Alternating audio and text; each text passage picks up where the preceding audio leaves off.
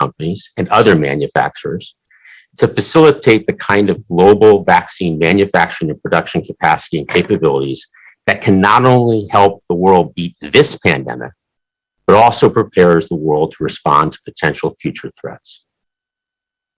Today, we're outlining our framework for sharing with the world the first 25 million doses. To be clear, our approach is to ensure vaccines are delivered in a way that is equitable and follows the latest science and public health data. Across the coming weeks, the administration will move as expeditiously as possible and work through regulatory requirements and logistical details to ensure safe and secure delivery of doses. This is certainly a complex operational challenge, but one that we take on and will get done. In fact, less than 2 weeks ago, the president committed to providing 1 million doses of the Johnson & Johnson vaccine to the Republic of Korea. After making a 2,000-mile journey to California, these 1 million doses are being loaded into a plane that will take off for the Republic of Korea this evening, carrying hope and bringing life-saving protection to the 1 million South Koreans who have already signed up to get a shot. This is just the beginning. We expect a regular cadence of shipments around the world across the next several weeks. And in the weeks ahead, working with the world's democracies, we will coordinate a multilateral effort, including through the G7, to combat and end the pandemic. Now let me turn it over to National Security Advisor Jake Sullivan. Jake? Thanks, Jeff. As Jeff said, today we are announcing our plan for sharing the first 25 million US vaccines with the world. I'm going to briefly outline why we are sharing them, how we plan to share them, and where we will share them. First, our goal in sharing our vaccines is in service of ending the pandemic globally.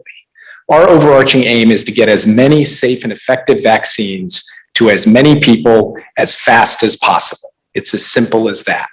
We want to save lives and thwart variants that place all of us at risk. But perhaps most important, this is just the right thing to do. Thanks to the ingenuity of American scientists and the resilience and commitment of the American people, we're in a position to help others. So we will help others. And as the president has said, the United States will not use its vaccines to secure favors from other countries. Next, I want to say a little bit about how we are sharing. We've received requests from all over the world, and a number of important factors went into our decision about how to allocate these first 25 million vaccines. These factors included achieving global coverage, responding to surges and other specific urgent situations and public health needs, and helping as many countries as possible who requested vaccines. We've also decided to prioritize helping our neighbors. We made the decision to share at least 75% of these vaccines through COVAX. This will maximize the number of vaccines available equitably for all countries and will facilitate sharing with those most at risk. And we decided to share up to 25% of these vaccines for immediate needs and to help with surges around the world. We can share these 25% in a flexible way. Finally, I want to talk a little bit about where we are sharing these first 25 million doses. We're sharing them in a wide range of countries within Latin America and the Caribbean, South and Southeast Asia, and across Africa in coordination with the African Union. This includes prioritizing our neighbors here in our hemisphere, including countries like Guatemala and Colombia, Peru and Ecuador, and many others. It respects existing regional networks for vaccine sharing, like the platform of the African Union and African Centers for Disease Control and Prevention, and the Regional Public Health Agency in the Caribbean, CARPA. These networks will help decide where to allocate needed doses in regions with low vaccination rates and to those most at risk, including healthcare workers who haven't yet gotten their shots. Our approach also prioritizes South and Southeast Asia, including countries like India, Nepal, the Philippines, and others that are undergoing surges right now. It recognizes our closest neighbors, Canada and Mexico, which received our first shared vaccines, and friends like the Republic of Korea, where our military shares a command. And it prioritizes other partners around the world, including countries with low vaccination rates or dealing with urgent present crises, like the West Bank and Gaza, Ukraine, Kosovo, Iraq, Haiti, and others. In the days ahead, we will coordinate closely with COVAX and with countries that will receive our vaccines. And as Jeff has said, this is only the beginning. The president has committed to sharing doses on an ongoing basis, starting with 80 million by the end of June. We will continue to donate from our excess supply as that supply is delivered to us. We will work with our international partners to get ahead of the virus, to follow the science, and to help countries in crisis. We also know that this won't be enough to end or reduce the lifespan of the pandemic. And that's why we're working with allies and partners to expand the production of vaccines and raw materials, including here at home, as Jeff described, and by building capacity around the world. We're also working with our G7 partners on a larger effort to help end the pandemic so that the world's democracies deliver for people everywhere. And we will have more to say about this next week when the G7 leaders meet in the UK.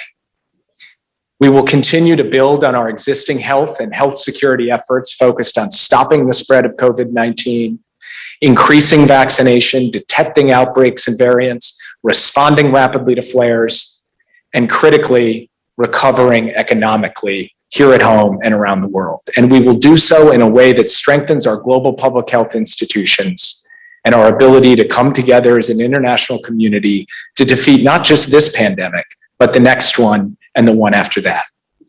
As President Biden said in May, this is a unique moment in history, and it requires American leadership, American science and ingenuity, American perseverance, and the world's democracies to step up to the plate.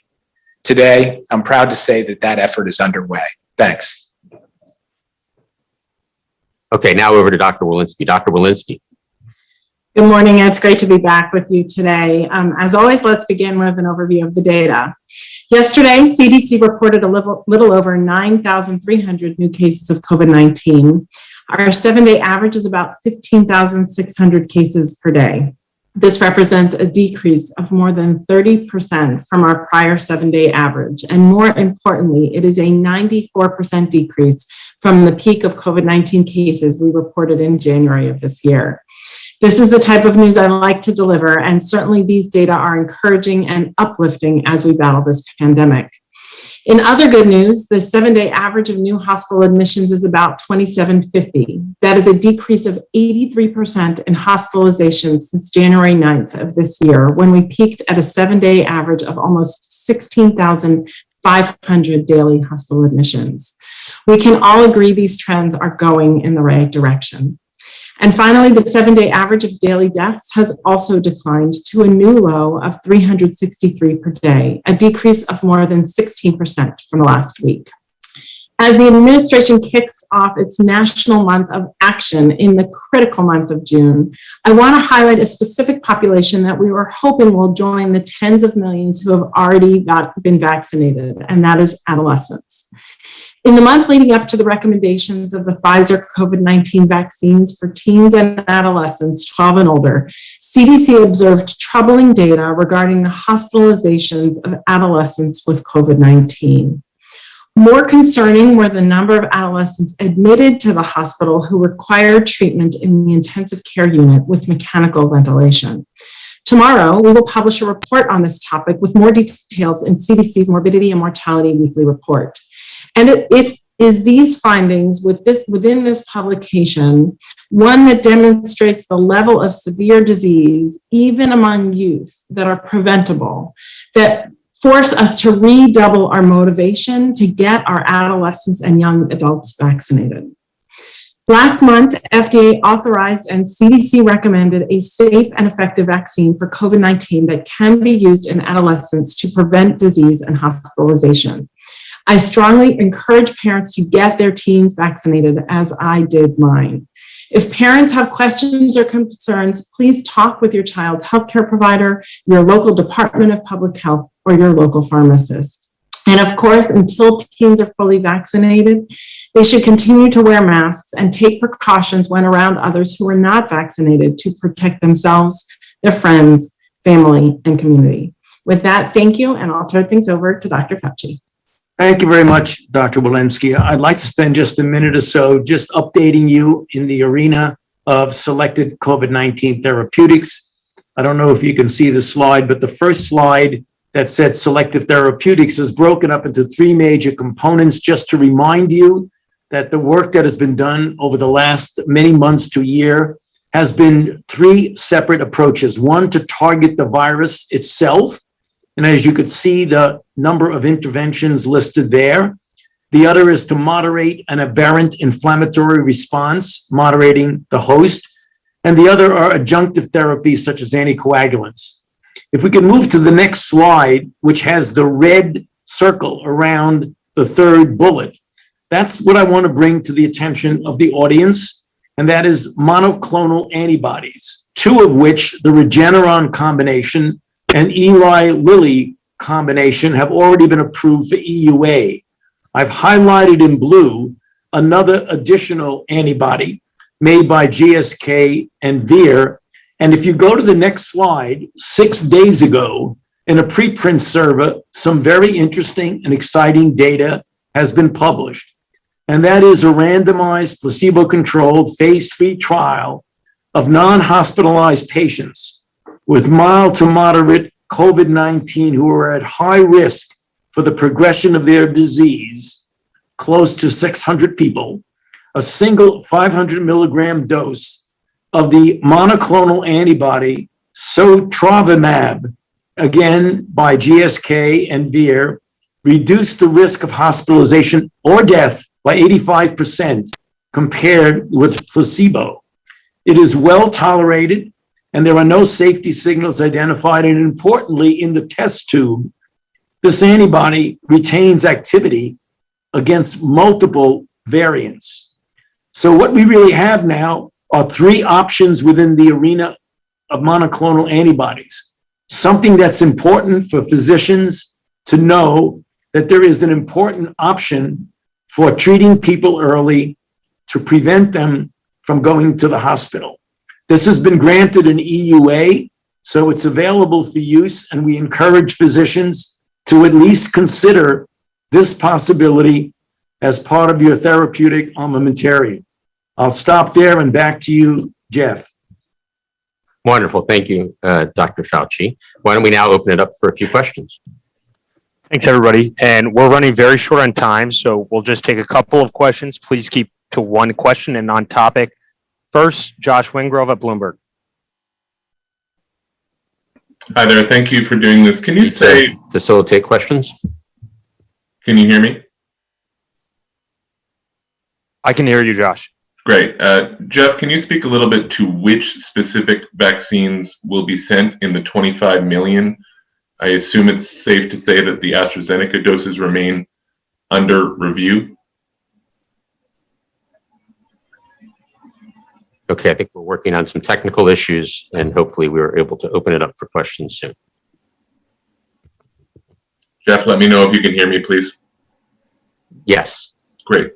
I was just wondering if you can say which vaccines in particular will be sent among the 25 million. I assume that the AstraZeneca doses remain under review and are not available. Have you decided or sorted which will be the 25 million? Good question, and thank you for the question. That is correct. The AstraZeneca doses, the 60 million AstraZeneca doses, are awaiting FDA concurrence. So the 25 million will be comprised of the three approved, EUA approved, authorized vaccines, some combination of Johnson & Johnson, Pfizer, and Moderna. Question? Thanks so much, Jeff. I see this as part of this partnership with COVAX. My question is, does the U.S. still have a final say in where the doses go, or is it COVAX making that decision? And then just to follow, when will these 25 million be distributed? And are you still confident the remaining 55 will be out by the end of June? Okay, so Jake, why don't I hand it to you on the first COVAX question? is whether the U.S. still has the final say on where the vaccines go. Jeff, was that the question? Yes. A question on COVAX. Do you want to handle that? And then I'll handle the second piece.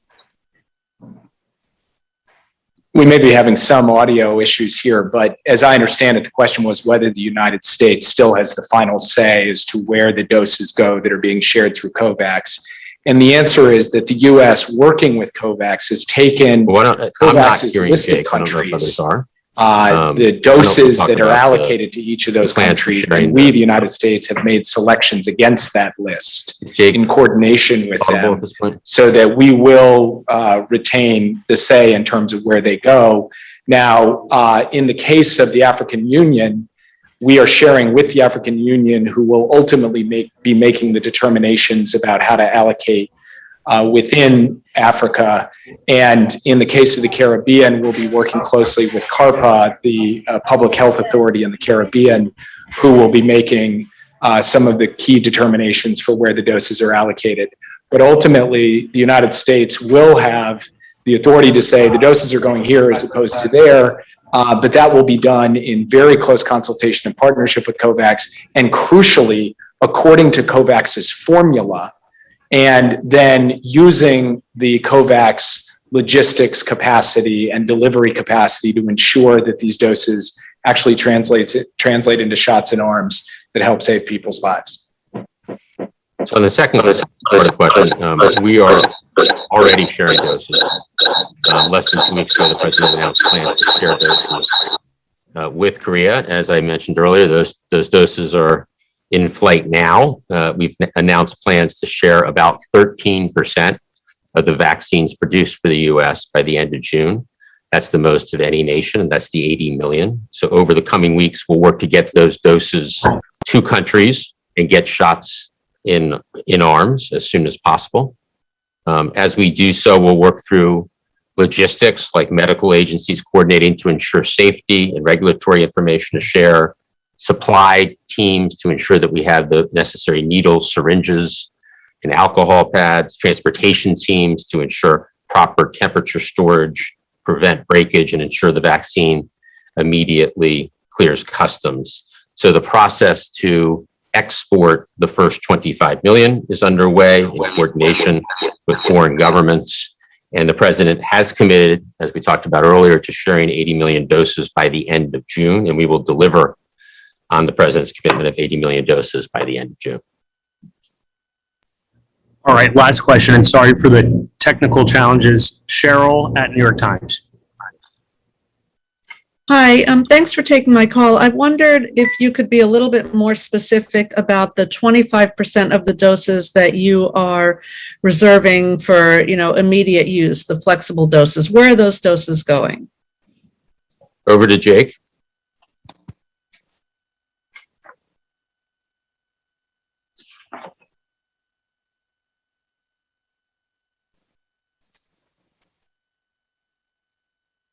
Okay.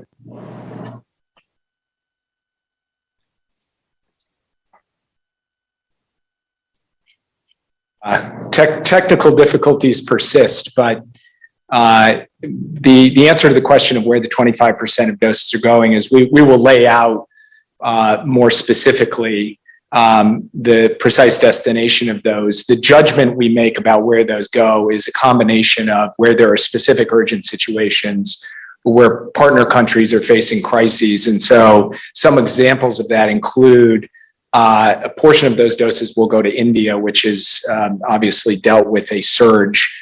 And we've seen the gripping images coming from that country. Some of them will go to the West Bank and Gaza, which has just obviously endured its own form of crisis over the course of the past month. And then there will be other destinations for the remaining doses, and we will lay that all out as those doses are prepared and then shipped. Next question. We'll do one more question to Zeke at AP. Thanks you all for doing this.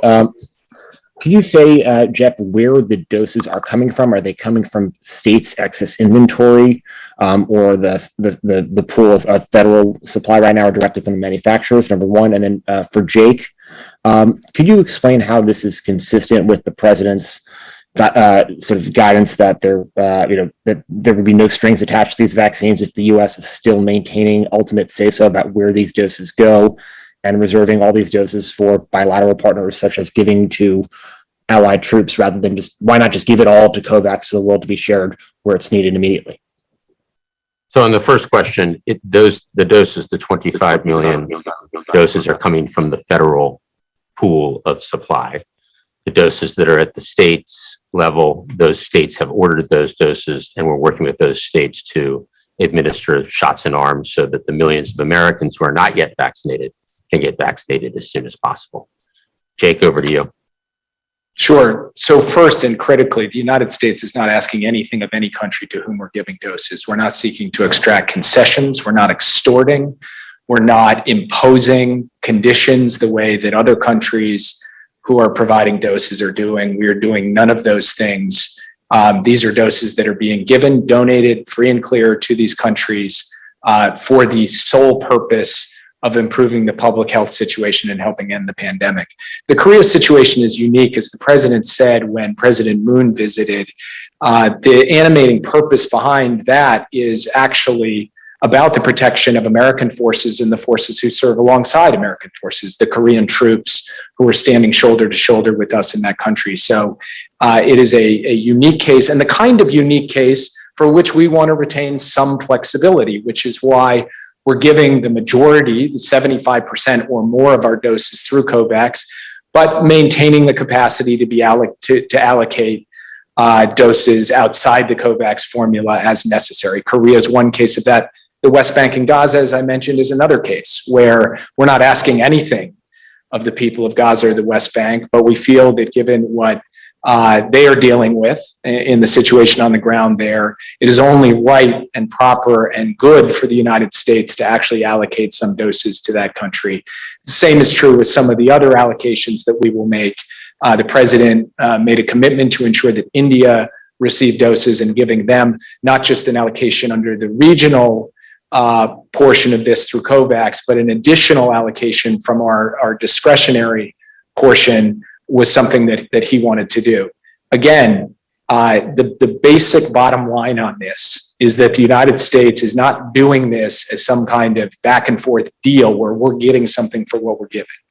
We are giving these for a single purpose. It is the purpose of ending this pandemic, and we are doing so in a way consistent, we believe very strongly, with the public health requirements that will help hasten the end of the COVID-19 pandemic. We have time for one more question.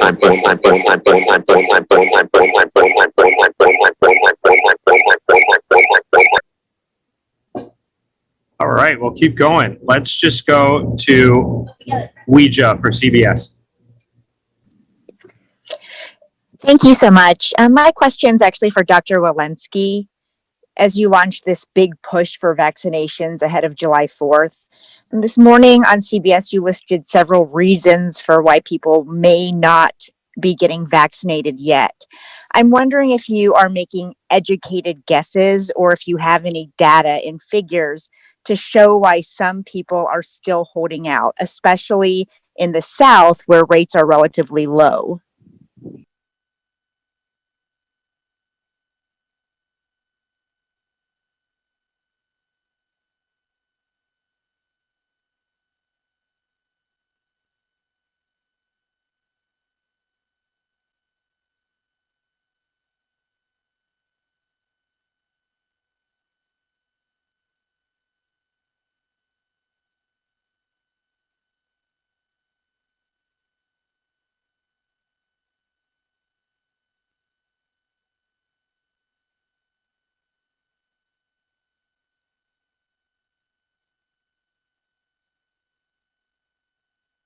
The vaccines has grown across time as people have neighbors and friends and faith leaders and doctors who have been vaccinated and advise them on their own decision.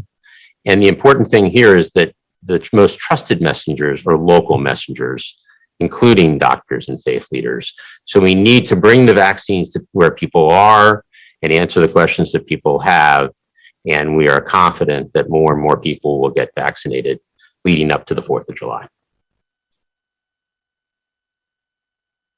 Should we try to do one more question, Kevin? I think we got to wrap up, but thank you, Jeff.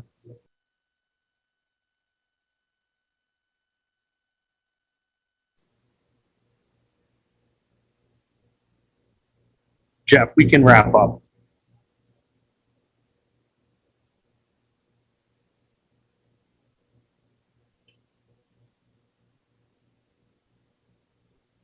We will wrap up now. I don't know if people can hear me. I apologize for the technical difficulties.